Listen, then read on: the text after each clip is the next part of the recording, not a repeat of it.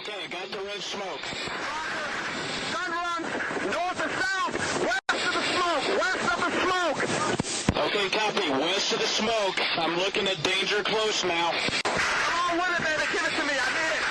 You're cleared hot. Copy, cleared hot. I had a buddy who said at one time he had 4 continuous miles of lights in storage, but was making 6 figures a year because people would rent the lights. So storage unit the rest of the year, put them up, take them down, and he'd have them on this package of just this repeating package every year. Like recurring rev. Yeah, Subscription which is model. amazing. Also, 4 miles of string lights, though, sounds like a nightmare because I can handle 4 feet and it still loses the light bulb, so it doesn't work. Today's episode is brought to you by AG1. How much time do you have in your life? I believe we all have the same 24 hours, regardless of a couple weird social media influencers saying that they can create 3 days out of 1. But that's a different story and a different topic. The point is this. Are you trying to do more with your time, or are you trying to spend your time in a less efficient manner doing a variety of different things, all working towards the same goal? I'm going towards the former, trying to save time. AG1. Why do I take a scoop of this every day in my water? Well, 1, it helps me hydrate, something that I actually struggle with. I just don't get enough water. But 2, it helps me tackle the macro and the micro at the same time. We're talking multivitamins and minerals, pre and probiotics, green superfoods, stress adaptogens, immune support, cognitive support, all in 1 scoop. Could you get all those individually? Sure. Would it take you more time? I mean, probably not an incredible amount more time, but over time, adding that up, a small number multiplied by a big number is going to end up in a lot of wasted time. It's convenient. They have travel packs. It goes with my hydration goal, my optimization goals for 2025 and beyond when it comes to health and wellness. Couldn't be easier, tastes good, comes with a convenient AG1 measure/shaker. You can do both. There's milliliters on one side for psychos who use that system and ounces on the other side for those of you who are truly refined. And the next time I do an ad read for them, they're going to have a new product. I'm not allowed to talk about it yet, but I've been testing it. It's quite good. But that'll be next time. For now, AG1 is offering new subscribers a free $76 gift when you sign up. You're going to get a welcome kit, a bottle of D3K2 essential vitamins, and 5 free travel packs in your first box. So you don't have to take this larger container. You can take some travel packs with you on the road. So make sure to check out drinkag1.com/clearedhot to get that offer. That is drinkag1.com/clearedhot to continue your year on a healthier note. Direct link is in the show notes below. Back to the show. Yeah, but that's my son. And then he's like day trading. Every morning he will set he's in there, he's got special computer glasses that I don't think do anything. He's got his headset for white noise and he's just studying and he has all this stuff. It's an emotional roller coaster. Yeah, so has he gotten bit yet? Yeah. By the market? He didn't tell us. He was $9,000 down at one point, did he tell you that yet? No. Yeah, he left that out of his story. So funny. They play chess together. Apparently they're doing stock competition Do you together. get your inside info from him? No, I haven't gotten anything from him. It's all my own. I wouldn't call it inside info. I'd call it info. But he was down. Let me tell you, he's a penny pincher. So he admitted to my wife and I that he got down somewhere between $8,000 to $9,000, which for him, I'm surprised he wasn't in the hospital with like a heart attack. But he worked his way out of it. And then, so I guess if he realized it, he would have gotten bit. But he never realized the losses and just worked his way out of it. I do worry though, because we have conversations about how he understands the market. And he gets real upset when it doesn't respond. That people are not being rational. So I laugh at all this. I don't have a clue what he's up to, but he's going to be okay. Yeah, he's one of those kids. He's going to be just fine. That DNA right there. He'll end up changing the world. The biggest thing I know he's going to be okay when he knocks on the doors and he gets told no. He's like, oh, okay. Do you know any neighbors that might want their windows done? Doesn't care. Just a no to him is just an avenue to a yes down the road. Doesn't care. That would be we were talking about that actually last night at dinner, and it was, if I was like an 18 to 20-year-old, I'd say the number one job is like go do some door-to-door sales. Like go get told 99 out of 100 times. Totally.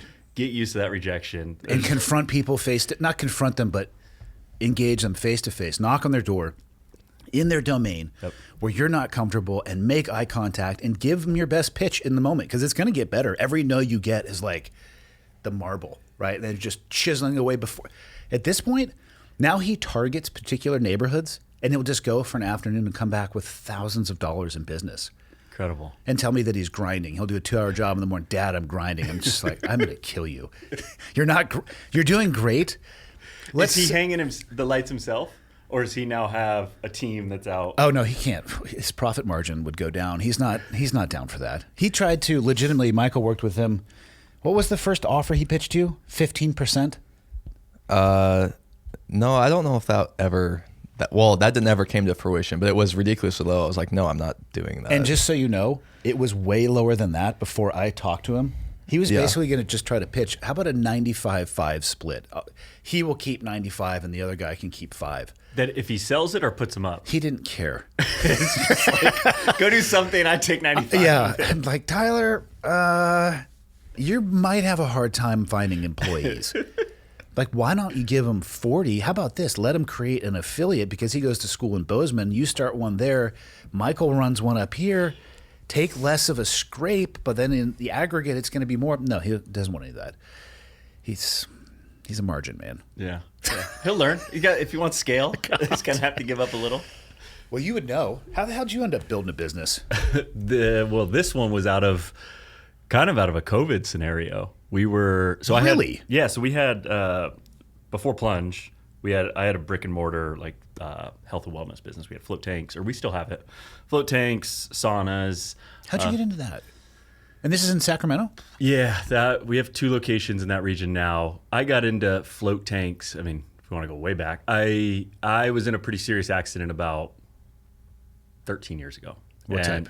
Motorbike accident, Thailand, head-on collision. Pretty catastrophic injury, but also just big moment in my life. Obviously, big. Yeah. And road to recovery in the hospital out there about 3 weeks.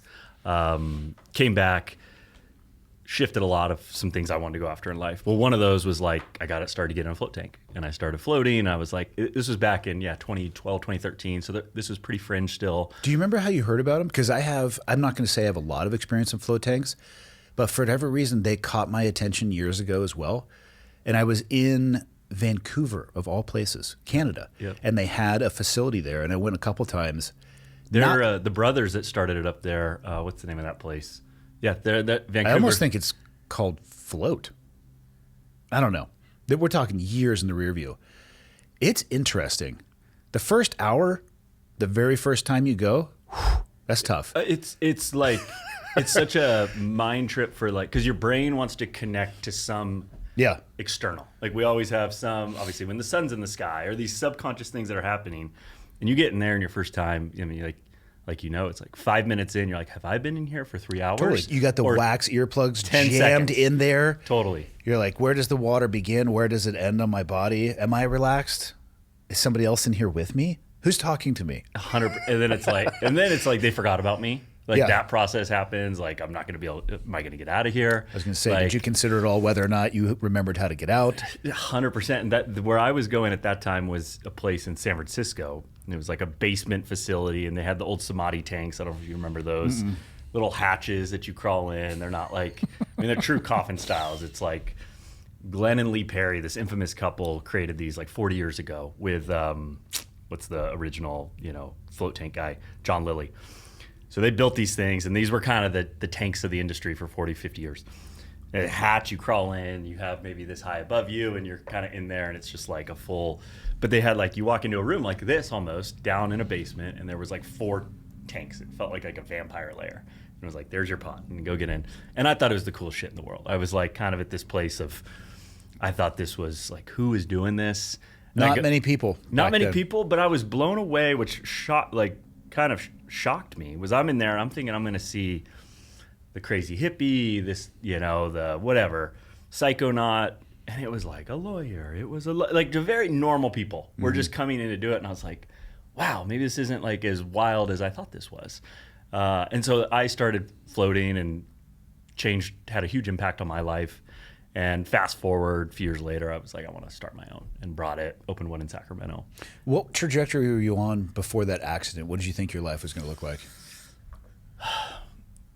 It was born and raised in Cali? Born and raised in California. I moved into Europe for a few years, came back, got involved. I was super into soccer. And so worked in Major League Soccer, worked for the San Jose Earthquakes. Really fun time. I was loved working for the organization. It was fun. I was good at it, and it was. Sacramento has an MLS team? I was in the Bay Area, so I moved to the Bay Area. Is that profitable at all in the U.S.? Soccer? Yeah. It's so the franchises are probably growing in value faster than any league right now. Some franchises are profitable now. I'd say about half the league is profitable. Okay. When I was there, most of the league wasn't. But now their expansion fees are crossing $500 million for a team. Is it growing in popularity in the U.S. attendance-wise? All metrics are looking really good. Yeah. And soccer in the U.S. is unique because, like, we're so used to having the best league in the world. Like, we have the best, basketball league. We have the best, baseball. We have the best hockey. We have the best, obviously football is not really an international sport, but these things we're used to having the best. It is dope that we play the World Series and invite nobody else in the world. Exactly. World Series for, you got maybe 2 countries, Canada and the U.S. Yeah, we're missing a few. 100%. I ask because I'm recently seeing, and this is because the women's NBA All-Star game just came, and they were wearing T-shirts that say, "Pay us what you owe us," I believe, paraphrasing slightly what it said. And I get it. They're talking about the salary difference between the WNBA and the NBA. And, man, it's a fascinating conversation because a lot of people, yes, there is a huge difference, but a lot of people don't realize the WNBA has operated at a loss since it existed. It is basically propped up by the NBA. And, yeah, they need to get people to start paying attention and actually want to go and spend their money. Because some people did the math breakdown, and it's like you actually owe money, not the other way around. I mean, they've been subsidized by the NBA. It is 100% subsidized by the NBA. So for so many years, I have a bit of a opposite. I think there's for clarity. I want it to be successful. I'm really glad that league exists. The question for me that I think is more important, because people are like, we need to get incentives to get people into the seats and this, that, or the other. My question is, why do you need incentives? Like, let's look at the reason maybe why people aren't as attracted to this and maybe fix that issue if it's possible. Yes, there's a pay gap, but there's also an income gap as well. There's companies and sports teams operate at a loss for a while. So that's kind of I don't think it's the end story. Mm-hmm. I do think it's the first time in the history of the league that the players have some leverage. Yeah, and they just signed a massive TV deal. They signed a massive TV deal. They're about to come out of their collective bargaining agreement. They haven't re-signed it. So to me, it's like, of course, this is how it goes. Do they deserve $500,000 salaries? I mean, Caitlin Clark's making $75,000 on a rookie contract. Obviously, Caitlin has so many other deals that she gets. Yeah, she's doing all right on the sponsorship side. She's doing incredible, and good for her. But I would argue, $75K, is that's ridiculous. Yep. There should be some scale of. What do you base it on, though? And that's a tough one into what the league. For example, I'll take the MLS. MLS has a very unique salary cap structure. They have a salary cap, but then they have all these mechanisms where you can pay over the salary cap, and they have the designated player rule, so you can bring in 3 guys. That's why David Beckham came, and you can pay them. Lionel Messi's here. You can pay them extraordinary amount of money that go over the cap. Yeah. And so that's an owner's discretion. The owner gets to say, I am making this investment and I'm going to pay Messi $20 million a year, even though our cap's $10 million a year. Yeah. Where the WNBA could make an argument that that's a place that they want to go. And that's an owner discretion because now they're paying out of pocket. I like that. That's one step. And I think there's some creativity they could do. I think the players, I have a ton of opinions, I think, on the WNBA and what they're doing wrong, some things they're doing right.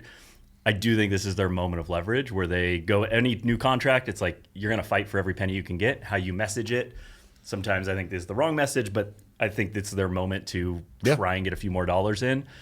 The values of the franchises, where I think their argument is the values of the franchises have gone up significantly. So from an owner's perspective, they're operating from a loss, but the value creation that's been made is their argument. So there's some middle ground. I do think they'll get some level of an increase, but it'll be interesting to see where they go. I hijacked you. So you were in Major League Soccer. Where were you born originally? I was born in Sacramento.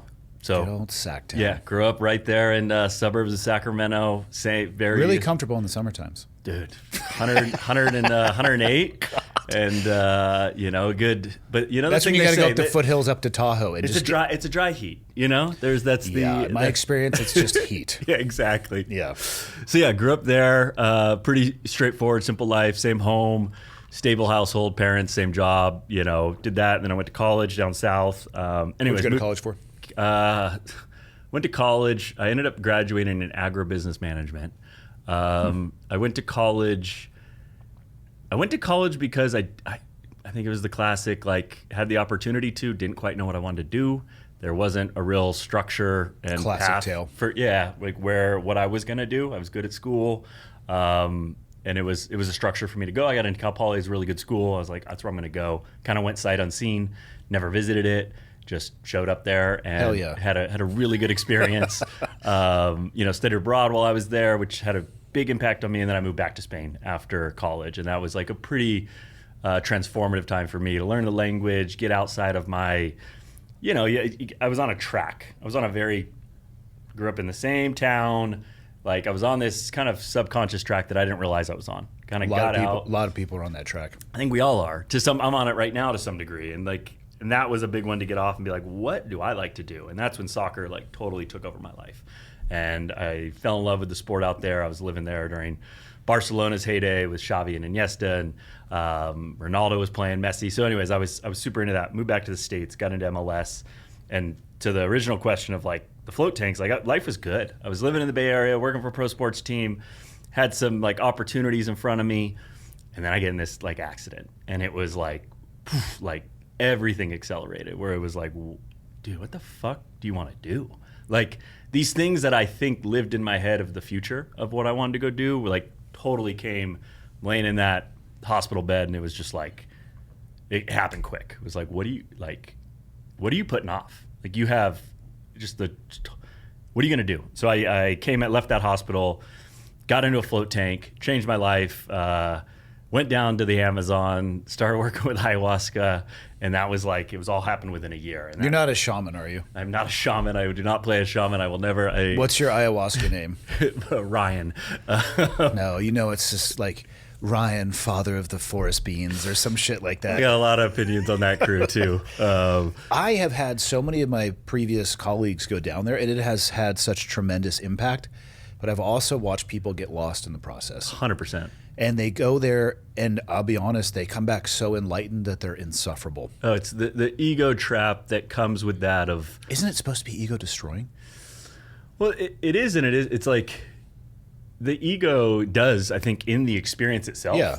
It does happen. Like, you will go through to the brink, and everyone's different. It's very unexplainable. You probably know. I have zero experience. Mostly because it terrifies me. There's no real language for what's going on in that space, from my experience. But you come back, and the ego, as a human, that's just what we have. We have an ego. It's important to do things, and it comes back stronger. And, you know, my take is sometimes those experiences get taken too literally. Like, you go in and you do get this quote unquote God state, or I am like an incredible being, and like, which is awesome to feel. Yeah. And like, there's 8 billion other people, and you're just a human, and you don't mean shit. And there's like there's a paradox to the whole process. From what I've heard people describe it as, it's a very existential out-of-body experience. I've never heard somebody describe it like you just did, where the danger is in taking that experience, which is anything but literally. Yeah, that's not necessarily the best recipe coming home from that. It's like taking your dreams and saying they're real, and it's that's the closest I can come to it. Sometimes they're so bizarre, and you know, and there's so much I've like real applicable growth that I've had from it, of my parents and I's relationship, just my like love of myself and my acceptance of childhood, all these things that are just important for, like, I think, a human evolution. And then there's moments where I'm like, okay, that just happened, and I can make the aliens mean the biggest, like, you have an alien experience, and I'm like, I don't know if that's real. I don't know. Like, to make that a literal statement, I don't think brings much value to me. So that's where I kind of separate. Yeah. It's like, what is the growth that I'm getting from this, and leave the you know, some of the experiences that I can't quite explain. I'm not there to say they're not real either. Like, I'm just kind of like, that's not my, as a human, I'm not here to, I don't really understand that. The wildest is when people go to those dreamlike experiences, take them literally, and then feel qualified to describe to other people what their experiences should mean to them. That's a really slippery slope. To me, I sit back and I look at this, and again, zero experience whatsoever. I heard a lot of people talk about it. I'm like, that's, again, slippery slope, walking on a razor blade. And also, what level of hubris do you have to think that you are the anointed one to be able to tell people what was going on in their mind, which you weren't able to see and experience for yourself, what it should mean to them? Like, you're at a 10, sir. I need you at a 4. You know, let's take a wrap off. 100%. I mean, it's where I've even gotten, I just obviously said I worked with Ayahuasca. It's like I utilize psychedelics. I've been pretty hesitant as of more as they've gotten mainstream, because there's been these different avenues of people that have used them in a way. So I'm a little hesitant sometimes to say I use them, because they're great tools in my life, but they're equally, you know, they're tools. Like, not everyone uses the same tools. There's different avenues to go for different growth mechanisms. And different. We'll talk about what you do now, the sauna cold plunging thing, right? Completely different, even though I guess you could probably have a psychedelic experience in either of those if you stayed in either too long. I watch people get lost in that process too. Like, I definitely want to talk about what you're building now and where you're going, but I literally will watch people with morning routines that are ungodly. They're hours long, and they have become lost in their routine instead of making their routine work for them. Any tool can be, it's in the hand of the person wielding it.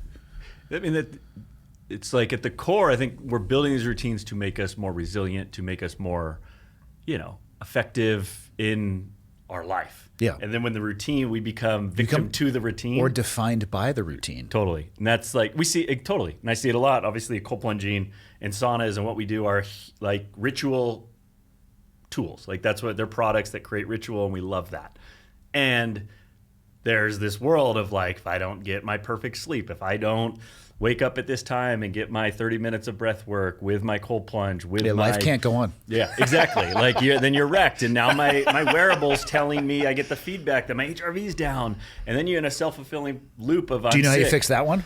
You take that off. You take that off. I actually have. Do you wear? I used to wear an Apple Watch, and Michael and I both do jiu-jitsu, and I wore a Whoop for a bit.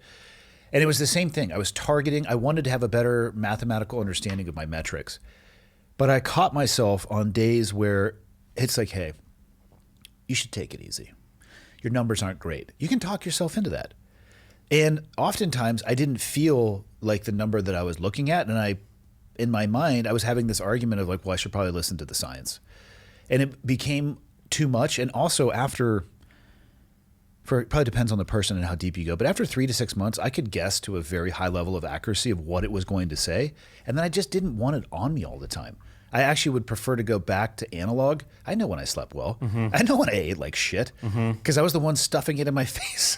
Like last night, we went to the movies. I ate several pounds worth of salt in popcorn, because that's what you do in the movies. And you wake up and you're like, my fingers don't work. I don't need a watch to tell me that.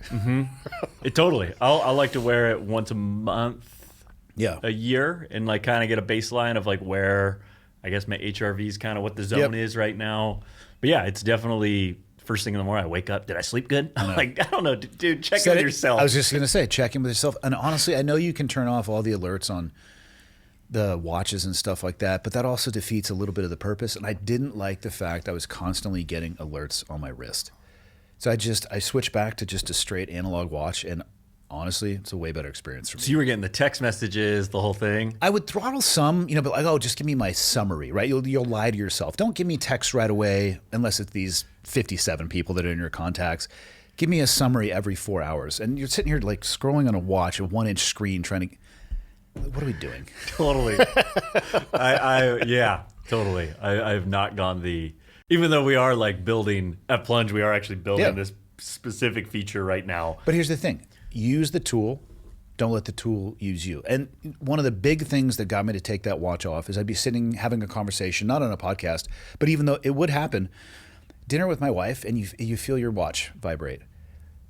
The urge to disconnect from the person you're talking with, just for a second, is enough to completely shatter whatever it is you might be sharing or talking about or interrupting a train of thought. I didn't like it. Yeah. Even though I knew I could turn them off. But if it does for whatever, like, my kids can call through. I have my phone silenced, but they can call through, which I've told them, but still they just call 9 times if I don't answer the phone. Dad, where's the milk? I'm like, I don't know, probably the fridge. Hang up. Like, You really abuse that. Like, you're in trouble. I know. Like, if I'm not answering the phone, first off, we also share Life 360. I'm in the studio. You can take a guess as to what I'm doing. But man, I hated that. And you see it. And it's something, once I recognized my distaste of how it made me feel and my willingness to distract myself from who I was sharing time with, you see it in other people, because you'll see the watch light up. Most people cannot stop themselves from detaching a little bit and looking down. How do you combat, obviously, tech's everywhere. You've gone analog there. Yep. What about your phone? What mechanisms do you have to? I leave it on silent and I check text messages. I have it so if I look at my lock screen, it'll give me just the wave tops. And if it's important or something critical, I'll get back to it. If not, I'll respond maybe 2 or 3 times a day. And I just force myself to just put it down. It's impressive. It's hard. And it shouldn't be. We should not be slave to those anxiety rectangles. Yeah, that is I run the company through there. I'm not on a laptop too much. And that's like my justification is like, I work through the phone. Yep. And then it's like, and also there's a lot of bullshit that I'm rationalizing that I'm spending time on there that has nothing to do with the company or a lot of being productive or effective. So the number of times I've told myself I'm going to work on a device, and the next thing you know, you're looking at Instagram reels, and you can't actually even remember how you went from the productive platform to the BS rabbit hole you slid down. It's just, your mind is just, so yeah, I do my best. yeah. Chunking it into those times helps me. And I have everything turned off except for text messages and phone calls, and I get like the 4-hour alerts. Mm-hmm. And also, I mean, some days I'm just super busy, and I'll try to remind myself on days like where I can't even check my phone until the end of the day. Before I do, I'll actively sit there and be like, okay, I often tell myself I have to be 100% accessible all the time. I just wasn't for a day. Let's see what I missed. And you know what the answer is almost always? Nothing. Nothing critical whatsoever. And it helps. Yeah. Yeah. That's the, I'm about to be a father in like 3 months. First time? First time. Strap in. Yeah. Getting ready. But at the point of, I wouldn't say contention, but it's like, Raya, my partner, she's like, the phone's like like, okay. And it's all these things that, at least for me, what's coming up is like, as a father or about to be, it's like these traits that I was like, that'll be worked out by the time I'll have a kid or something like that. And it's like, no, you have more or less probably an addiction to your phone, and you're about to like, is that designed to be though? Exactly. Exactly. It's not these devices and all of the apps on them are not designed to try to help us out. They're designed to try to help them out. Our time and attention is what's being monopolized and commoditized. Yeah. And so it's like figuring out I think the time slots, something going towards clicking there, do not disturb 24/7. That's a double-edged sword too, because then I'm do not disturb and I'm like, I should probably check to see if something important came up because I didn't get the notification. I find that people will call. If it's truly like the barn's on fire, I mean, if there was an emergency, would you text somebody or call? Yeah, you call. I would call. Maybe open with a text. Hey, buddy. Yeah. Or the classic one from my kids. Hey, what are you doing? Anytime I get that text, my response is, what are you doing? You don't give a you never care what I'm doing. Yeah. And my response is, what are you doing? With 2 question marks. And then the phone rings shortly thereafter. But people will call. So for your business, what would be a house on fire scenario that you would need to know about immediately? Software issue, product issue, what do you think it would be? Yeah, I mean, there's always those issues going on. Like there's some level of, I think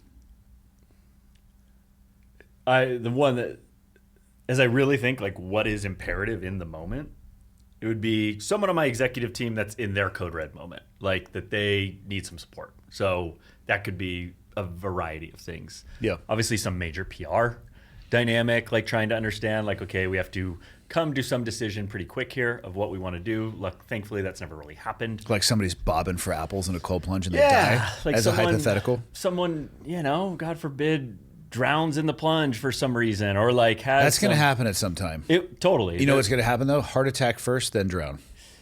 Yeah, I mean, we haven't had it. We're very Well, they're not going to call customer support because they're dead. No, it'll be interesting how that one comes out. But yeah, like, what is the true? Well, you have an executive team, right? We do. We have a great executive team. Did you take your time in hiring them? We did. We built it. I mean, we started. It was Mike and I in a garage. Yeah. Like we built these things. You know, the company scaled rapidly. What kind of architecture do you have with your leadership team? Do they know the boundaries that they can work inside of and when they need to go up to a higher level of authority? I think so. And it's varying to each person's different. Yeah. We operate under a structure. It's called EOS. Yeah. Entrepreneurial Operating System. So it's a really clear framework of how we meet, how we elevate issues, bring forth issues, come to solutions. So those are all good. And the reason I was asking about, the boundaries is that it's really empowering to anybody, employees and leadership staff. If they know inside of these matrix, I can make decisions I need to as long as they are aligned with our strategic goal. That was one of the things I appreciate about the military. Like I knew exactly the decisions I was authorized to make and where I needed to go one level up, and that'll take a lot of bandwidth off of you. Because sometimes, guess what? The executives need to figure it out on their own. And Mike, my co-founder, I think a lot of things we need to improve, but that's an area that we do pretty well. Awesome. We give them a lot of space, and we treat whatever their domain is, we have them treat it like their own operation, and they are ultimately accountable for it. They are responsible for it. They have, they know where we're going. Good. And ideally, if they don't, we're discussing it. And they can make decisions within it. So that's been effective. We move, we're 5 years coming up on this business, move really, really fast. Yeah. I think where we're trying to go is actually kind of, I don't want to say slow down, but like really last year has been this like infrastructure build, which is sometimes you got to be a little slower, a little more methodical, a little more intentional. And so that's where we've been this last year. And so the team, we've brought in, it's an interesting one because we've operated as kind of a startup. Now coming out of our startup phase, we've brought in a lot of talent from, bigger companies like Amazon, Chevron, Northrop Grumman, like, established cultures that are very different than what Plunge is as this, upstart health and wellness brand. Do you make them get in the Plunge? We do. We do all our final interviews in a sauna plunge. So they come, we plunge. We get in the sauna, which is always more vulnerability, more transparency. In the sauna? Yeah, exactly. Seriously? You're joking? The cold plunge is way worse. Well, the cold's like you go in and you're you kind of focus. It's a 2 to 5 minute experience on your own in the cold. Where the sauna, you get. Oh, no, you should interview people, and it's like whoever gets out first doesn't get the job. Yeah. This is what I think in my mind. So that's like the exact opposite where we're trying to go with the company. Not all ideas are going to stick. I'm just saying I'll throw some stuff out there. Take what you want. Our goal is like, because we have some people that like, it's like, just, are you willing? I think are you willing to show up to a job interview and get in a cold plunge? You get in a bathing suit, get in a sauna. Like that's not typical in major corporate structures. Very Andy Elliott. Yeah. Take your shirt off. Yeah, take your shirt off. Give us a flex. Short shorts only. And you get in, and that's like the passing. Will you get in? Are you willing to do this? You don't have to be great. Are you willing to get uncomfortable and have that experience? Because they're on our turf. Yeah. Like when that point, you're kind of, it's Mike and I, co-founders together. You're kind of like, shit, am I going to get this job? These guys are making me do a cold plunge with them. And everyone on the executive team has done it, and it's been, and we've had a ton of people we've hired, like we didn't hire that did it well, but it is a good barometer of, who's willing to do it and who says yes. Do you get in the plunge tub with them? We have not done a face-to-face eye gaze plunge yet. Again, I'll just throw stuff out there. Take whatever works. Do you have experience with? I have a lot of experience in cold water, which is why I would rather have. Are you familiar with the Irish dance, the river dance? I know of it. Yeah, so I would rather have a 300-pound Samoan woman in 9-inch stiletto heels doing that on my ball sack than cold plunge. So you hate cold water? I don't hate it. Well, I don't know what is stilettos on your balls is pretty like. It's pretty good in comparison to a cold plunge. I was forced to participate in a lot of cold water BS earlier in my life. With the SEAL? Yes. We were in the water. It was funny. In the training environment in pre-9/11, we were always in the water. And what I tell people is if you worked at Baskin Robbins, you probably wouldn't want to go get ice cream on the weekends. I have done my fair share of cold plunging. I just really dislike it.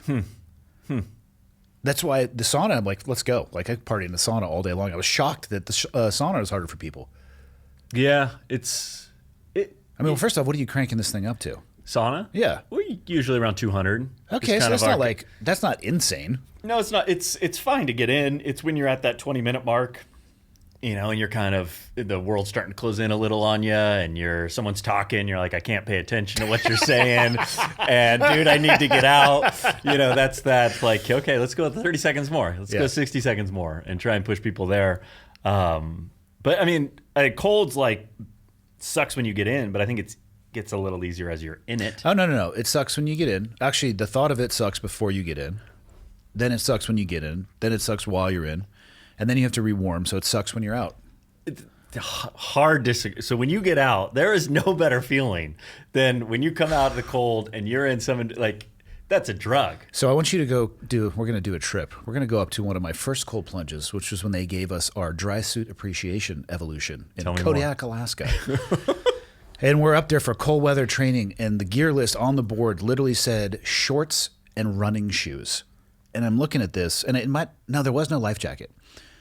And we all got into a van and drove to the beach in Kodiak. The beach, snow covered, by the way, snow and ice covered.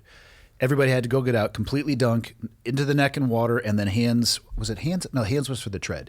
You had to go completely underwater and then be to your neck for 5 minutes. And there was like ice and stuff floating around. It probably wasn't insane, but the rewarming from that was the worst. Yeah. Pins and needles, because you were almost instantly numb. The getting into the water was not joyous. Oh, and by the way, the clock didn't start until the last person had dunked their head, and we had some people who were lollygagging. What's that? Taking their time, tying their shoes. And it doesn't start till everyone. Not until the last person gets their head underwater. So there was some. It's not a good teammate. Enthusiastic coaching for those who were taking their time. Yeah, it sucked. I mean, that, to me, there's like degrees of cold, no pun intended, of like cold water immersion. Sure. Like that is, you are strictly doing that for resilience building. Like, no, they were doing that because it was done to the instructors, and so then in the military you pass generational trauma down. 100 exactly. You're doing like I'm saying like we focus as Plunge. We like doing the hard thing. That's great, but we're 2 to 3 minutes, 45 to 50 degrees. Learn to regulate your breath. Like it's a very different experience than some of these like extreme. And you could get our plunges and do a 10-minute at 37 degrees and sit in there. Do you have a 94-degree cold plunge? We do have a cold plunge that goes to 94. See, that's what I'm talking about. Then you can do the read a book, hot tub by night, cold plunge by the morning. But I think there's like cold water. There's nuance that we're discovering to how to go about it, and the benefits that you're like.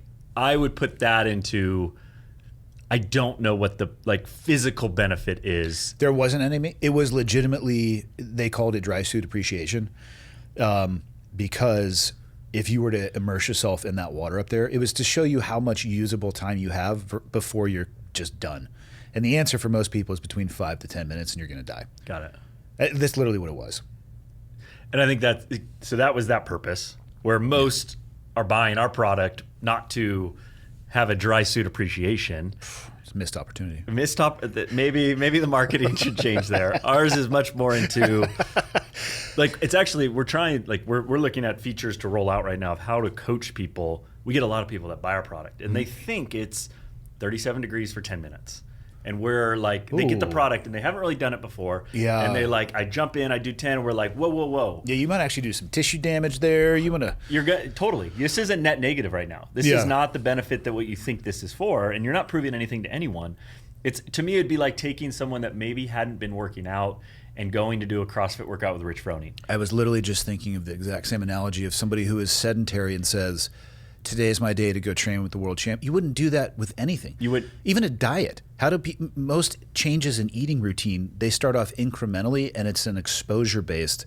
Yeah, the bolus approach, giddy up. I mean, I respect it to a degree, but look, I'm all for the one-off. I love doing the random hard thing, but most are never even going to be Rich Froning. Yeah. Like, so it's again finding your space of, okay, what is are you doing this for mood elevation? Are you doing this for some nervous system regulation? Like there are different things you can do it, and it's like, so we always recommend 55 degrees, 2 to 3 minutes. I don't care if you're a man or a woman. I don't care your age. Start there. Yeah. Some people, you actually need to raise the temp up a little. You need to, okay, cool, you're actually in a spot, let's lower it 2 degrees and kind of figure out your spot. And we see it most with men that, men get in and they just want to fight through it. I'm gonna tough through this thing. Like I'm gonna get in and I'm not gonna 5 minutes easy, and they just like get out, and then they never really relaxed into the experience. Where the whole, and I would argue at that point, cool, you did a hard thing, that's great, but the benefit you are looking for, or why you want to consistently do this, you're actually hurting yourself. So we're trying to educate and coach into, okay, how do you get your heart rate down? How do you start to calm down in this chaos? But you got to find the right temp for that. You cannot. Some is just too intense, and you're not going to be able to regulate yourself. So I think there's a dry suit initiation. Maybe we'll do that once a year on a marketing campaign. But it could be a bespoke retreat.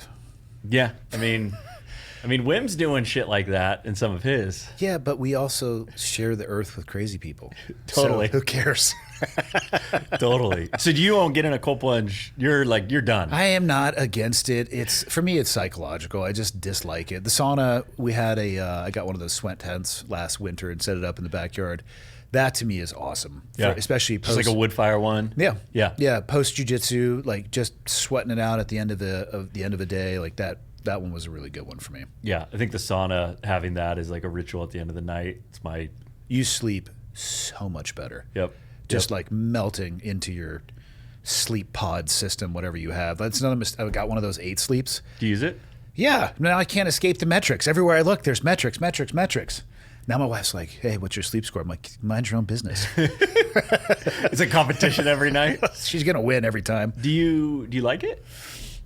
I do. She, my God, is like laying next to the surface of the sun, and I don't like sleeping hot. So it's the split temperature. She actually has mentioned she really enjoys it because she can keep it warmer, and I can keep it cooler. I do sleep better with the temperature regulation. That's one thing I found. So you sleep pretty, you like not it like cool. Pretty cool, but I can't do it if I'm anywhere near hot, like warm, or I just cannot sleep. So I'd rather be on the colder side than the hot side. Yeah, it's a slick piece of hardware. We got the one that came with they had reached out one time to sponsor the podcast, and I was like, oh, this might be my chance. Yeah, I paid full retail for this thing. And then, because I never followed up with them, which is probably not good business, but that's just more about me than them. So I got the one with the blanket too, so it kind of encapsulates you in it. It's pretty sweet. So you have on the top and bottom, yeah. Yep. And then funny enough, we have a miniature dachshund. He sleeps dead center on the middle. His half of his legs are on the hot side and his body's on the cold, or vice versa. He's found his low groove. Yeah, he's completely happy with it as well. That's great.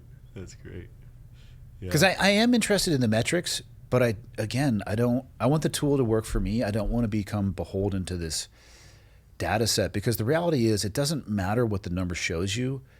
You're still going to have to go do what you need to do in your day. And I know people, and I've caught myself in that trap before of, well, today's not going to be my day. I'm like, definitely not if you're telling yourself that first thing in the morning. Yeah, you're set up for that. Yeah. Yeah, I mean, it's I don't think we've figured out all this tech of how to integrate. There's obviously benefit for it. Yeah. And then it becomes I don't think you poison can. At some point. It's going to be, the user's going to have to determine that. You can't throttle that, because people want it even deeper, right? They want, if you're going to give them an hourly sleep review, they're like, well, what about every 30 minutes? What about every 15? What about every 10? What would be the metric if there was a wearable to tell you something that you would take? Today's episode is brought to you by Stopbox. Let's talk about firearms in the terms of secure storage. If you have a firearm, right, the last thing any responsible gun owner wants is for somebody to gain access to that firearm that shouldn't have it. So positive control in your body is a great solution. Locked away in a safe is a great solution. But what about in between? What do you do when you travel? Now, each airline has their own rules. It could be in the original manufacturer's box. That's the firearm itself, actually, as long as it's lockable. And the ammunition as well, but those aren't really secure boxes. So what is an option that could be in between? Something maybe you could keep at an office, a podcast studio. Well, I have a solution for you. This is the Stopbox Pro. Now, I have this open just because it's easier for me to talk about it and hold it than open it with one hand on the show. And I'll close it up here and I'll talk about the convenience of it. And I also have right here a Glock 43X. I'm going to put this up and you can see, you can store it this way laterally. You could do it vertically. If you did that, you might even have room for your phone as well. Anything else sensitive you might want to put in there, passports, secure items, whatever it may be. Close this bad boy up. You can hear it lock. This is a lockable box. It's TSA approved. I'll talk about that in a second. It's mechanical. You push it in, push down, and boom, it's open. All Stopbox products are proudly made here in the USA in their own facility. So not only does this ensure the highest quality of craftsmanship of every product that they send out, it means that meaningful jobs and opportunities are here right on our shores for American workers. Like I said, it's TSA compliant. Now, obviously, this is checked bag, not carry-on. They may require you to put a TSA-friendly lock on there as well. Not a big deal. Take one just to be sure. That way you won't get turned away at check-in. That's an uncomfortable problem to have sometimes. And Stopbox offers a variety of other products like a vehicle safe, chamber lock, and other essential gear designed to keep you prepared and protected forever you are. No batteries, mechanical, you're never going to run out of juice on that thing, interchangeable locking mechanism so you can set your own entry code. For a limited time, listeners are going to get a great deal. Listeners are going to get 10% off your entire order when you use the code ClearedHot. And right now, Stopbox is also running a deal on their most popular bundle, the 2-pack, which saves you over 30% and comes with a free accessory and shipping. That's 10% off and a big bundle discount when you use the code ClearedHot at StopboxUSA.com. That is StopboxUSA.com. Discover a better way to balance security and readiness with Stopbox. Direct link in the show notes below. Back to the show. That's a good question. I don't know, because I'm going to ignore it anyway. But if there was some, like if you were like... Maybe if I was like about to have a heart attack. Interesting. And it was if like, death was imminent, because then I would just go try and find something awesome to do. You'd want to know. Oh, yeah. Would you want to know if you were going to, like, when you're going to die? Yeah. Like right now, if I told you, 100%. Andy, this is... Yep. Wouldn't you? How much would it change your life? It would change everybody's life that we know, because they would immediately strip away every piece of bullshit and focus only on what mattered. Yeah, I think about it a lot, and I go back and forth. Have you seen the mortality calendars where it marks the number of weeks that you have remaining in the average lifespan? I have. Yeah, that goes all the way back to like Aristotle. It was him or, one of those individuals. What do they call those people? The Stoics. Considering your mortality multiple times per day was actually considered a benefit to their life, to remind you that you have an unknown amount of time left, and Totally. And it's diminishing. I think of it like, what is the digestible, like the thing that hits me the most right now is like, how many times am I going to see my parents? Mm-hmm. Even though they live near me, like there's some number on a calendar. It might be 100. It might be less. You know what I mean? Like, Yep. And that's like, wow. Like, or how many summers do I have left? Like, I love summer. And I'm like, maybe got 40 to 50 more summers here. Like, if your number came back like, hey, you have a month, would you go rob a bank? I wouldn't rob a bank. Why? Missed opportunity. I would, look, I would want to put as much good out as I could. Like, that would be important to me in my kind of... Think about how much good you could do with that money. And in a month, man, what would I do in a month? I guarantee you it would be different than whatever you have But why planned would right I now. fucking want that money? To do good things. So like I now have this money, Yeah. and then I let my friends take the money. Nah, you go have awesome experiences. I would go just spend all my money. Exactly. And that way you could leave some behind because you could use that cash that you got from the bank. Okay. So you rob bank. I'm not saying I wouldn't. You have 1 month to live. Yep. What's the first thing you go do? Stop doing any job that I have whatsoever Fair. and just spend time with the people I love. Yep. I mean, that's it right there. It just like a gathering. Would you go travel with them somewhere? Every day I would pick something that I haven't done and I would go do it for 30 days. And then the last day would be like skydiving without a parachute. Beat the. What if that was the self-fulfilling? Yep. Like you actually The day learned before- that, the day and then the 30 day is like, oh, he jumped. The whole thing was as a joke. Like, oh, it was just a thought exercise. Exactly. Yeah, I'm not saying, I think everybody would do exactly the same thing. They'd immediately stop doing anything that wasn't rewarding and enriching to them. Mm-hmm. And they would spend time with people that they cared about, which is wild because the world we live in is almost designed to do the opposite of that. Mm-hmm. But I don't know. Michael, what would you do as a 23-year-old? 25, first of all.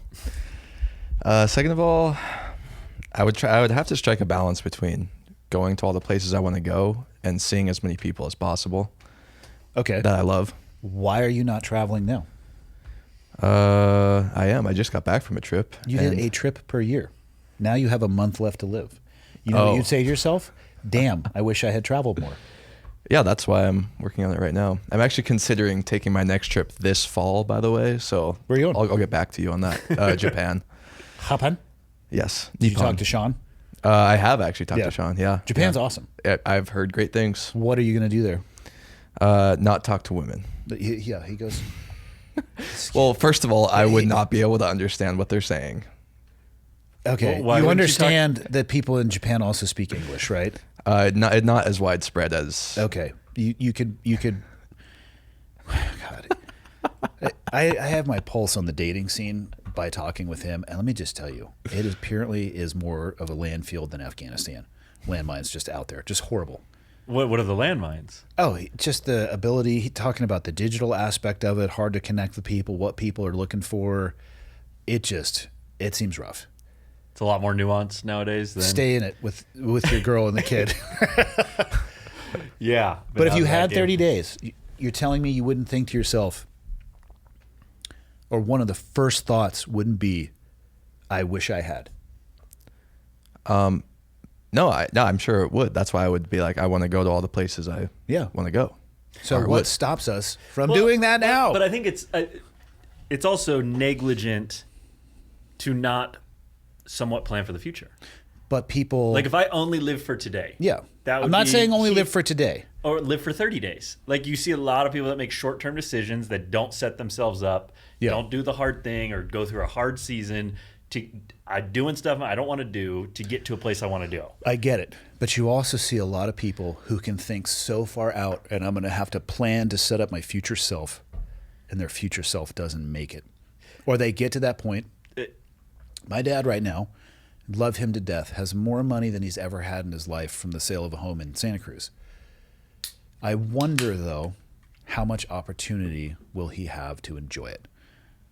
My theory with him, and I tell him this all the time, I was like, dude, bounce the last check. I don't want a dime of your money. Go to town.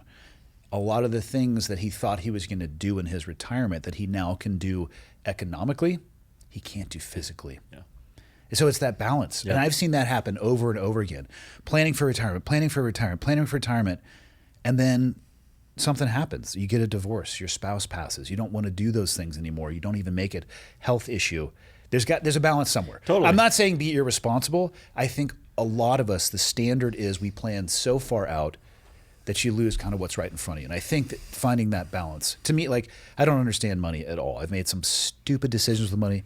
I'm not rich by any stretch, but to me, wealth is the ability to do what you want to with your time. That's it. It's not a thing. Yep. If I want to travel the world and do jiu-jitsu with my wife, if I can do that, I'm as wealthy as I want to be. That's it. Yeah, and I think I totally agree. I mean, that is the ultimate wealth. Like money's not for the dollar in the account. It's a time coupon. It's a freedom purchase that you have.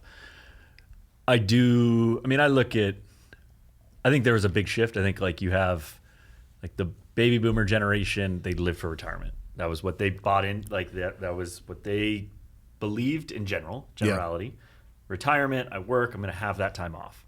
And then it was a shift almost to maybe our generation, maybe even younger, where it was like the other end. Like I live for experience, and I'm, some of these other longer term horizon things are put off and they're almost demonized.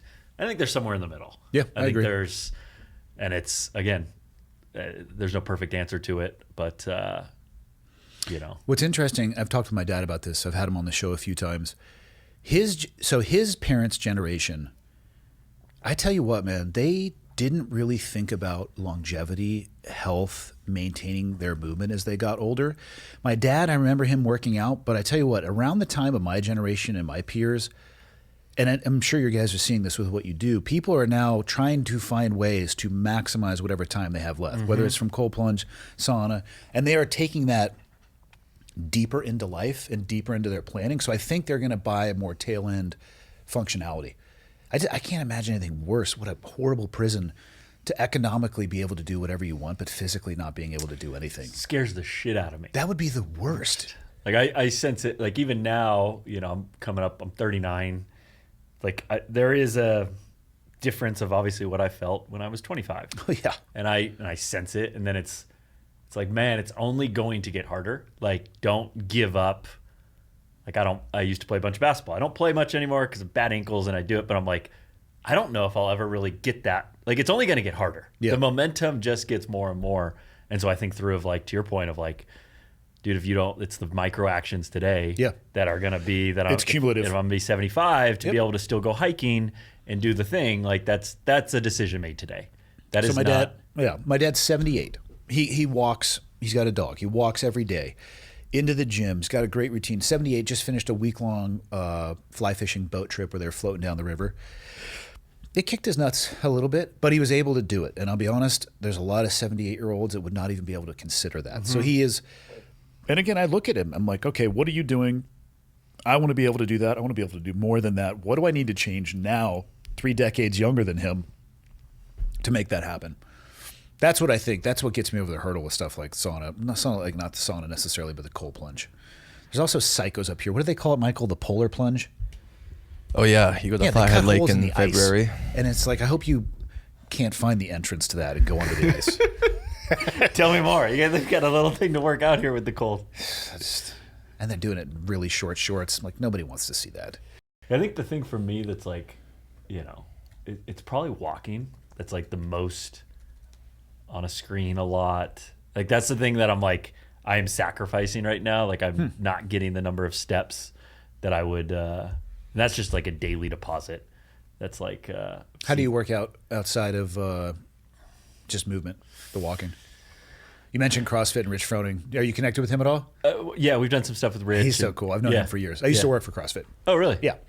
Years ago. Okay. Back in like 2006 to 2014. Okay. So like Jason, Khalifa, and Jason was texting me this morning talking about the Origin Jiu-Jitsu camp that he's not going to be able to be at. Got it. So of course I lorded that over him. Yeah, Jason's a homie, and I don't know if you guys make a tub large enough for him. He is like the closest thing to the Hulk. He fits. He fits. Yeah, he's a beast. He gets huge. bigger and bigger. I know. Time. I'm telling you, he's like, if you painted that guy green, people might think he's the Hulk on the street. He's such a monster. I'm different. I ran a marathon earlier this year, so I was doing a lot of like endurance training. Now more of like kettlebell workouts, just kind of functional movement stuff. Gone through my yoga phases. I like to switch it up. I'm not like a militant on one workout. Like my body needs, I think that's the variety. Key. Go on a lot of walks with your wife. That's with the stroller.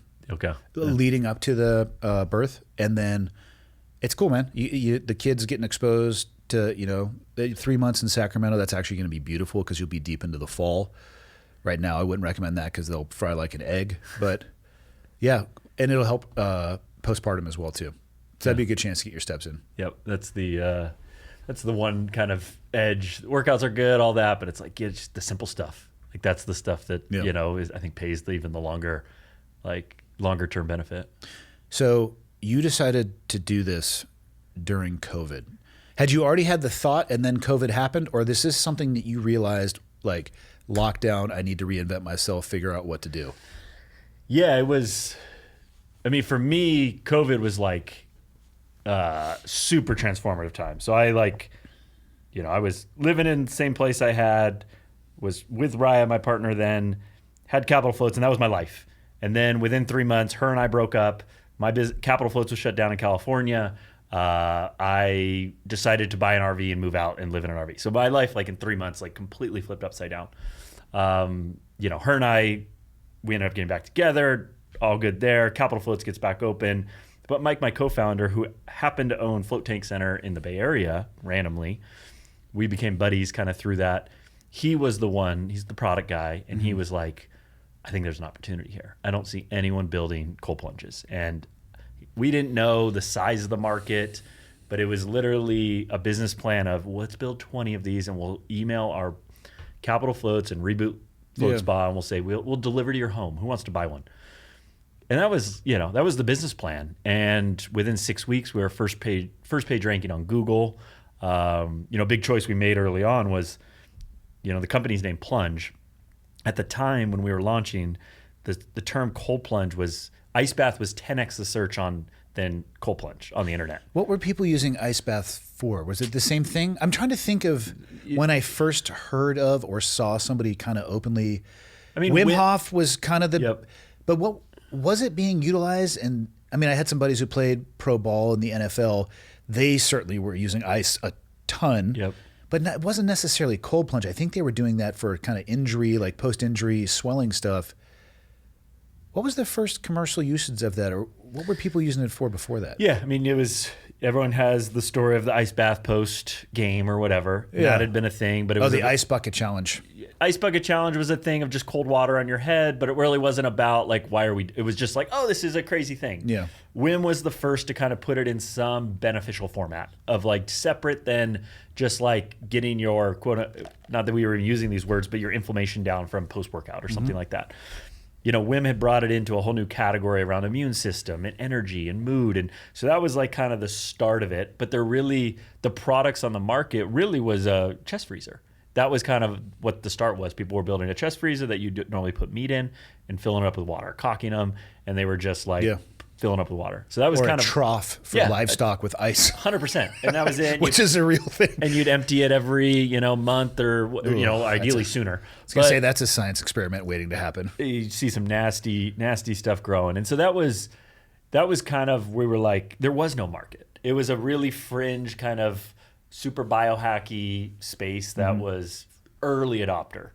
And so, creating this product that was like, we want a beautiful product that looks good, that the wife's going to like it. She's going to sign off on the purchase and like it looks good in the home. It functions. And so that was the start of it. And it just, there was clearly a pent up market that we didn't even really foresee. And obviously it's a much bigger category now.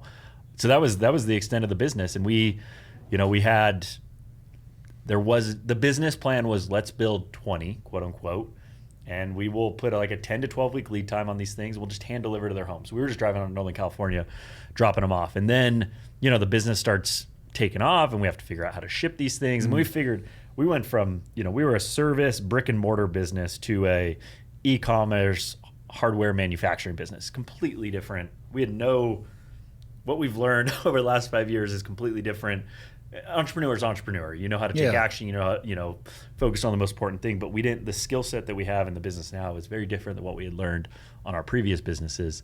And so, it was just we have since grown into now we do saunas. We sunsetted all of our first generation products. Have all of our new products now that we design, engineer in house, and develop. Where'd you get the first generation ones? I mean, having the idea of let's start an online business. That's great. How did you find a dude who knew how to make a cold plunge? Or a gal? It was Mike and I in the garage making them. Like Mike, yeah. I mean, yes. Mike, it was like, and to Mike's credit, Mike's kind of like the guy that's like, it's not that hard. Like he go over indexes, like I could figure this out. Yeah. And which I appreciate. And I'm not a product guy at all. Like in fact, those early days being in the garage when I had to like cut PVC pipe and glue things, like that is like viscerally uncomfortable for me. Like I have like childhood trauma from that. Like it's not just like, oh, I don't like doing this. It's like, this is my edge. And, questioned why am I doing this? I'm a successful entrepreneur. I don't like I'm so uncomfortable here. Meanwhile, you have arts and crafts in the garage. Yeah, exactly. And so we're there in his garage in Sacramento. Neighbors, we had to move out because neighbors were getting so pissed at us into, we have these tubs, we're draining them, filling them, testing them. Garbage is like lining the house. And so where'd you find the original tub design? Or did you just go for something that was already on the shelf? Yeah, so it was on the shelf, but it was crazy. So Mike this is one of the kind of the synchronistic parts of the business. He had looked in freestanding bathtub. And the largest supplier was 30 minutes down the road. No way. In Woodland. And so Mike had a van that he would camp in, and so we were able to fit one tub. It was like perfect size that we could fit one of these tubs in. And we drive down, and they were just like, "Oh, we have like messed up units that were not." So we were able to build the early prototypes. Like they would just give it to us for like $100 or something. Off of bathtubs, essentially. Yeah, these were freestanding. The original ones were already on the market freestanding bathtub, like the symmetric unit that you see, the white units. Yeah. Michael, go to it's plunge.com, right? Plunge.com. Yeah, I want to pull this up so we can take a look at these things. So the ones you'll see now, those are all like design. Those tubs are completely different designs, similar. But yeah, so the torture device on the right, and then the awesome device on the left. Yep, you got the sauna go in between. If you just like X out of this in the corner. Oh, there it is. And then if you just go like up at the top, cold plunge would probably be the one. Yep. The all-in's kind of like our main. Oh wow, man! You guys got a variety of those things. Yeah, so this one's like our kind of bestseller, fully integrated. It's just like it's a small footprint for what this is. You can see the origins of the bathtub model in this. Exactly. Yeah. Exactly. Yeah. Like the origins are there, but it's that's obviously not cold water. She's enjoying that. What? Go to hell. She's enjoying that far too much. I think we did cool that down to like, it's a rule now. When any models get in, we have to have it in the 50s at least to get a reaction. So anyways, these tubs, this unit's one that we designed, and that's our IP. The original unit, though, I would say the kind of the genius of it was all off the shelf parts. So we didn't have to develop a supply chain. We were able to purchase like everything. Like our original unit, it's not on this site. You'll see these black chillers now, and they're called, the company's called Active Aqua, and the real company out in China is called Hilea. That has become, so we found this company, and they were a hydroponic little chilling box. And we were like, oh, this could work for chilling the units on the original unit. It wasn't, we'd have to like come up with any, because chilling water is a very complicated thing. It's like as hard, it's like up there with HVAC. Like it is, Really? It's a constant. It's the hardest part of the process? By far. Okay. That is a very, heating a sauna, easiest shit in the world. Yeah. Cold plunges, very complicated. Refrigerant, compressors, a lot of things that can go wrong. Like a lot of different environments that a unit working in Phoenix, so compared to a unit working in New York at different environments. So you have to find this like really sweet spot to keep cold water going. But anyways, this chiller was there. We had this, we just bought one and we started using them. That company who was doing hydroponics by far sells way more units for DIY cold plunges now. And they have blown up. We're talking like the Active Aqua Chiller is like the sworn by, they completely shifted their business model. Yeah. Okay. So it's the DIY fix for people. Yeah. Right. There's a lower, if you want, there are some people that like to build, and you can do it more affordably than obviously buying a cold plunge. Yeah. But if you just want it showing up, support system, everything there. Like we, now like our big thing where we're taking this to is we have a back-end firmware. What that means is there's two fronts to it. First, think of like your Tesla. Teslas get updates over the air every month. They're updating your unit, making it more efficient. They learn things about the data that's coming in. That's the same with our cold plunges. So we can learn how to efficiently run them better. We can actually get preemptive alerts like, oh, you're coming up on an issue within your unit. We can lock the unit. Or if you call in, we can look at the back end. Hey, we're noticing an issue with your unit.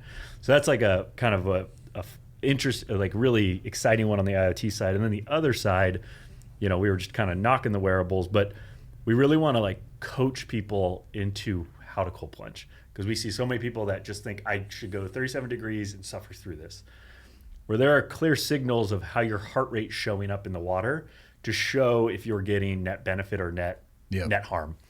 And so that's a feature we're going to be rolling out in about 2 quarters, where you'll get like a score every time you get in, based off your Whoop, your Aura, your Apple Watch. I was going to ask you how it's measured. And it'll basically say, hey, we actually recommend you raise the temp by 3 degrees and you go 30 seconds less, based off of the goals that you're looking for within this. Smarter, not harder, is what you're talking about. 100%. Just because, and this was such the mentality of my old job, if it's more difficult, it must be more good. There's a place for difficulty. There is, but there's also a place for working intelligently and far surpassing those that are just smashing their head against the wall for the sake of smashing their head against the wall. It's outcome. I think most of us are looking for outcome of why we do something. Yeah. And there are times that you run the marathon. You got to do 26 miles. You got to do the hard thing to get to that outcome. But most of the time, for this, it's like it is to feel better. Like in the most simple form, a cold plunge. People buy this product because they want to have more energy with their grandkids. They want to, play pickleball longer. Like, so you don't need to go crazy with it. In fact, we recommend people go a lot less crazy than what we've seen kind of out in the world. It's interesting to see this stuff, specifically with saunas too, because most traditional gyms weren't going to have a cold plunge. I mean, maybe saw one that had the old school, like literal cow drinking trough in it. But these people, people now are bringing this ability into their house. That was what COVID shifted. COVID took, you only do this at a gym, to the home build out was like accelerate. I think the trend was going there, but it like went fast into, I can put this in my home. I can have a home spa. I can have a like home legit gym. Home spa, home gym, like better than you're going to get. Michael, click on the sauna one too. So how many years in did you realize that you needed the heat aspect as well? It was pretty early that we this was not a part of our plan. We basically had launched the cold plunge. Our customers were reaching out, hey, who do you recommend, or will you ever build one? That was like within our first year. We did a survey. It was like 40% were like, we want to buy a sauna now. So it took us about 18 months to 2 years to develop the top one, the Plunge XL, or the sauna, the sauna there on the left. It's a high heat traditional sauna, made of cedar. And so we launched that beginning of last year. And easier to design than the cold plunge? It was, I think the design, there was some like nuance to this design. You can see the features of how the angles are. Yeah. So this all comes modular, and it's in a panel format, which most high heat saunas, you got to build like piece of wood by piece of wood. Yep. Where this comes in like 8 pieces, and it takes about half the time as I would say a traditional like either barrel sauna. So that was like a feature we wanted to get to. So that was some design, like how to actually, what the angles need to be to hold this up. But other, like the heating. What is the heating element? Electric? It's electric. Yeah. We use that was one that we went off the shelf with a company out of Estonia called Hume. They have a number of different styles. It was important to us. They have a back end system that we can work off our app. It's also aesthetically, I think they do a really good job. Oh, they look sick. Yeah, with the stones, so you can create the steam on the inside. So yeah, this, that middle one, the mini, is a unique product that we didn't really solve price point, but we solved space to have a small high heat sauna. I mean, it looks about the size of a traditional closet. Yeah, it's like a 2 to 3 person. It's like, infrareds, what are nice is you can put them in a lot of spaces. They're mostly indoor. Where this one, people that don't have a ton of backyard space, you usually aren't able to get a high heat sauna. And so that's one where it's, cranks up to 215. That's plenty hot too. Plenty. That'll get her done. Dude, I'm 185 and I'm like, that's great for me. Yeah. In 20 minutes, I'm, Yeah, you can sit in there and not forget the 4th grade. Exactly, man. So, yeah. So the bigger ones get up to 230. But that's kind of that's the crazies that are taking it up there consistently. What's the hardest part about being an entrepreneur?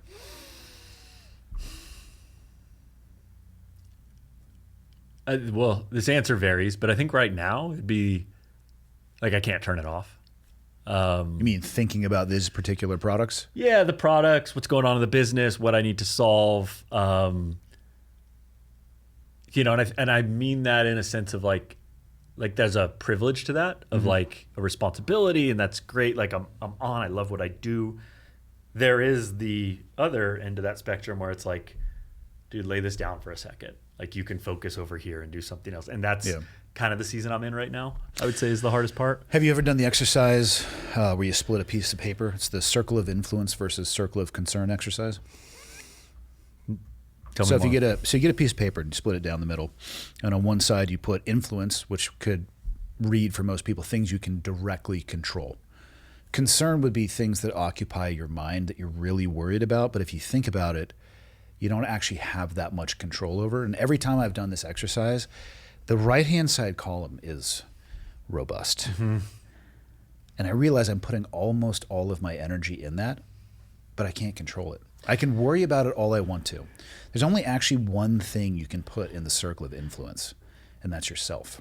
The way you talk to yourself, your actions, speech, behaviors, all of those things. And so for me, it really helps because I don't consider myself to be an entrepreneur, mostly because I don't know the actual definition of the word other than somebody that starts businesses, which is like, I guess that's a start. What does an entrepreneur mean? It probably varies by person as well. Yep. But it's amazing how much bandwidth I can apply to things that I can't control. Mm-hmm. And then I have to ask myself, why am I so worried about this? Is worry going to change outcome? No, it won't.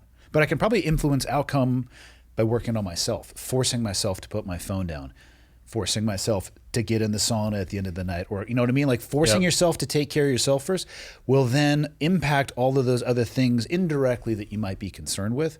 But it's a powerful exercise because almost everybody spends all their time worrying about things they can't control.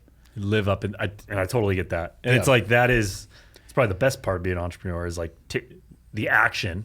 Like the right column usually starts to fit, but it starts to fade if you take action on something in the left column. It's interesting to see it in black and white, though. Yeah, how much it's just this arrayed in the other column, and what you really can only put yourself. That's all you can put. You have control over nothing else in life. That's an interesting thought, because then there's like, even to your point, I'm sitting here like, oh, what am I in control? It's like nothing. We're not. You cannot control how many people are going to come and purchase your product, or if there's going to be COVID-26 or whatever it would be, or if research is going to come out tomorrow, which I would support, that says cold plunging shortens your lifespan. I might actually create that study with no data to support it whatsoever. This is N of 1. Doesn't matter. I'll leave that part out of the study. It'll be a double blind, triple blind even, because I won't share it with myself or my self's third person persona. What would be your the control group? So you would just I would just make numbers up. Yeah, 10,000 people probably. Got it. So is this podcast is more of a hit podcast? You're out to. No, I'm just kidding.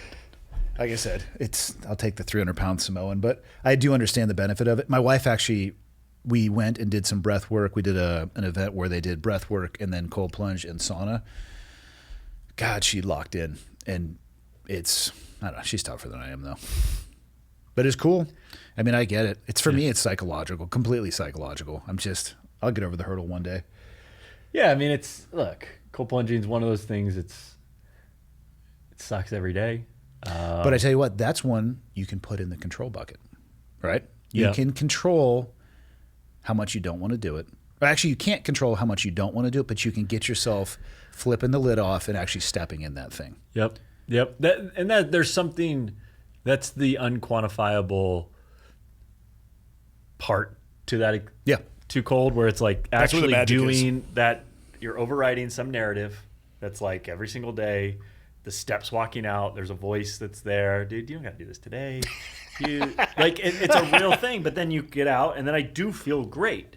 And there is some neurological pathway that's being rewritten that is compounding over time. And that's one that's, and it might show up in metrics down the road. It might show up in, I don't know, like your testosterone increasing or immune system. Huberman would say it helps in many ways, but he uses words that I don't know, so I can't really tell if he's telling the truth. But I think there is some synergy there. Like having that pathway, I have no clue how it's played out in my life, but having some consistent ritual that I show up. And the thing I like about this is it's as simple. Like it's 2 minutes. Like I don't have to give much time to doing something to transform from feeling a certain way to feeling how after I get out. And there's very few, even on a drug format, that you can take it and it hits that quick. That's true, actually.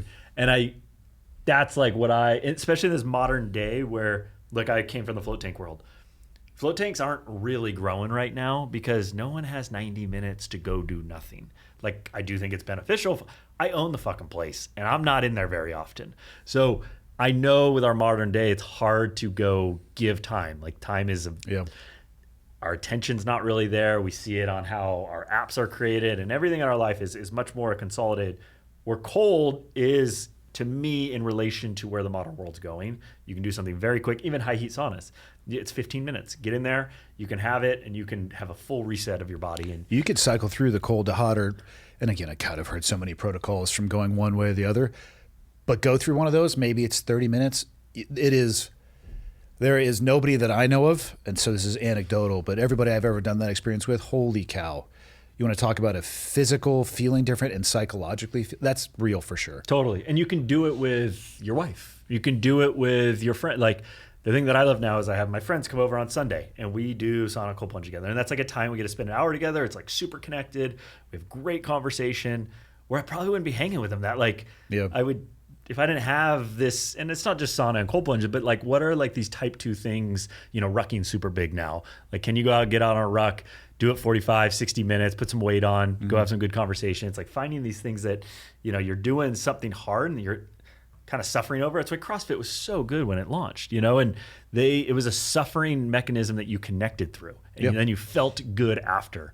And it's why even I'm not in the military, but you guys suffered through, and the bonds that were probably created. Camaraderie is humor and shared suffering. Yeah, totally. I mean, it's really and if you think about, there's an aspect of that in all those examples that you mentioned. When they come over for an hour, how do you guys cycle through the hot cold? We get right into the hot, and then we'll do like 2 cycles, and we'll usually go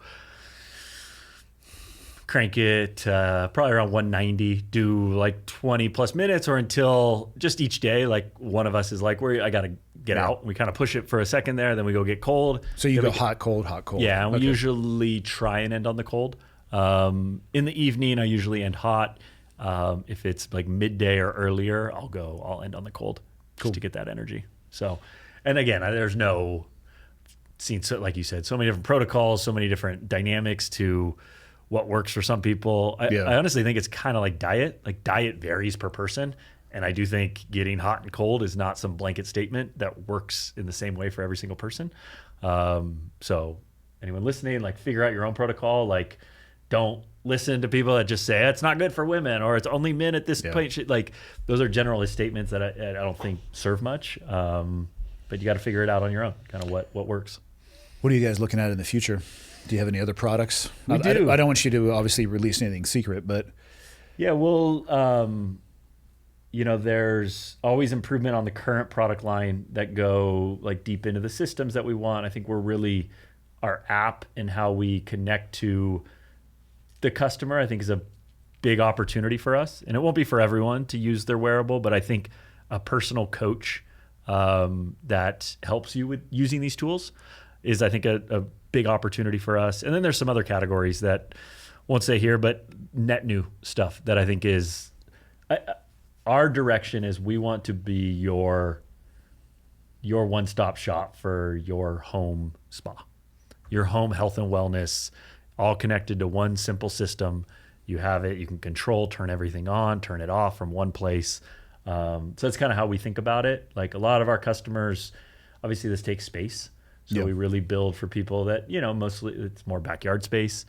We're big in the commercial side. So like, that's more of our urban penetration of like, okay, we do commercial products for people to go be into the urban environments, and then really building for homes with space. And so we have a couple other, obviously temperature's a direction for us. We like to, what products can you impact temperature, and then have, resilience building, but also improve your health. So that's kind of our framework of new product launches. Do you consider yourself a successful entrepreneur? Man, depends the day, depends how I'm talking to myself. Which I think is sometimes healthy, and sometimes I need to, it's tough when you can't define what success would look like. Totally. And there's always, let's say, challenges and fires, and it's like, where as an entrepreneur, I think it's natural to focus on what's wrong. And that's what I'm solving for. I'm solving to how to improve. So a lot of my attention goes there, so it doesn't always feel like success. I do think it's important to step back and have a moment to be like, wow, this is like something as a company we're actually intentionally trying to do now, is like, how do we increase the life of our wins? Like, we can do better at celebrating our wins. And so it's something we're looking at in the company right now, because it's always, what do we got to go solve? The next big problem. So Man, that's my kind of cop-out answer is depends the day if I feel successful. I think that's fair. How big do you think you can get this thing? I think, I mean, this can be this industry's, if you're looking at health and wellness in general, that's obviously massive. Yeah, it's billions. What the TAM is there. But I mean, you look at just contrast space. That's a multi-billion-dollar industry that's evolving and emerging. I just look at the hot tub industry. Hot tubs are still doing $5 billion in annual sales a year. And that's a product that you're not buying every single year. You're not buying a hot tub. So there's like 10 year. That's like a 10-year purchase for most people. Exactly. And so that's a directional category. And then I look at like the younger demo, and when I say, what's the aspirational purchase right now? It's a cold plunge. It's a sauna. It's some of these, like when I get a home, that's what I want to get. So I think we're set up really well for kind of the long term too. I know these products work. I think we just signed on with a really cool partnership with University of South Carolina Medical Center. So we're going to start doing some really cool studies with a group down there that I think there's studies that are being done, but there's some preliminary stuff, especially around the cold, that I think early on that we're excited to go explore of really as the cold is preliminary, and this is no real results out yet, but like on like neurodegenerative diseases, so long-term dementia and some of these, like really? we're finding there's a theory, we have a theory around cold being a huge, basically a great tool you can use to, we have a system, we have a lymphatic system. So we have our lymphatic system, and then we have this system in our brain that every night when we sleep, it flushes out this toxicity that forms up around our brain. So if we have a bad night's sleep or we get stressed, this area can build up, and that over time is what can lead to some of like dementia or some of the even depression or some of these things down the road. And what they're finding is norepinephrine is the flush to the system. Cold is probably the greatest onset of norepinephrine that you can put into your body. Oh, interesting. So we see some strong correlation with getting cold and having that flush to your system. So if you have a bad night's sleep, getting cold is one of the best things you can do. Really? And getting your energy back, getting that flush to the system. Yeah, you still need to get that night's sleep the next night, and there is compounding issues, but it is a great tool to kind of reset your system. It's a great tool for jet lag. When you're off and you're kind of in that sleep capacity, hot and cold are both great there. So, we want to study like how these tools are, everyone feels great, but like what at the core, what are they doing? So those are areas that we're going to be exploring over the next, couple of years. Hell yeah. Well, I got to get you out of here because you guys get at Missoula. That's about 90 minutes. What do you want to close out with? What do you want to leave people with? Don't believe me when I talk about the cold, believe you. My experience is only my own, everyone. This is just trauma coming through what I say. Yeah, totally. I mean, like obviously, own Plunge, and I don't know what I want to leave people with. Discover what works for you, man. How about advice for somebody who wants to be an entrepreneur? What would you give them?